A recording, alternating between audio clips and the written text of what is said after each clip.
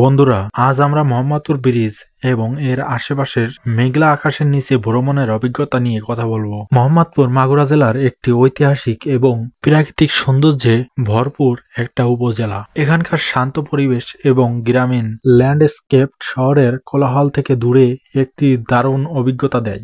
আর যদি সেই ভ্রমণের সময় আকাশে মেঘ থাকে তাহলে তো কথাই নেই। মেঘলা দিনে মোহাম্মদপুরের সবুজ প্রকৃতি আরো সতেজ দেখায়। হালকা মেঘে ঢাকা আকাশ এক ভিন্ন মেজাজ তৈরি করে, যা ছবি তোলার জন্য দারুণ।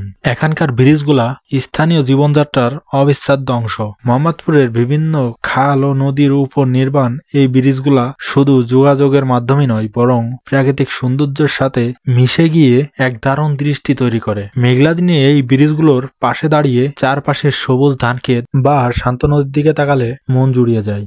বিশেষ করে বর্ষার সময় মেঘে ঢাকা দিনে এখানকার ছোট ছোট নদী বা খালগুলো ভরে ওঠে, যা নৌকা ভ্রমণের জন্য আদর্শ।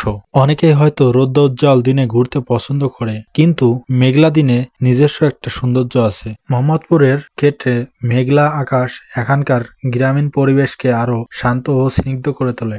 গরমের দিনে মেঘলা আবহাওয়া ভ্রমণের জন্য আরামদায়ক হয়। এছাড়াও ছবি তোলার জন্য মেঘলা দিনের প্রাকৃতিক আলো অসাধারণ। প্রকৃতির ভিন্ন এক রূপ দেখার জন্য মেঘলা দিনে মোহাম্মদপুর ভ্রমণ একটি চমৎকার বিকল্প হতে পারে। আশা করি এই আলোচনা আপনাদের মোহাম্মদপুর ব্রিজ এবং মেঘলা আকাশের নিচে ভ্রমণের একটি সুন্দর চিত্র দিতে পেরেছে। আমাদের সঙ্গে থাকার জন্য আপনাকে ধন্যবাদ। আমাদের নতুন ভিডিও দেখতে আমাদের ফেসবুক প্রোফাইলটি ফলো করে আমাদের সাথেই থাকুন। আবারও দেখা হবে নতুন কোনো ভিডিওতে। সে পর্যন্ত আপনি সুস্থ থাকুন, ভালো থাকুন। আল্লাহ হাফেজ।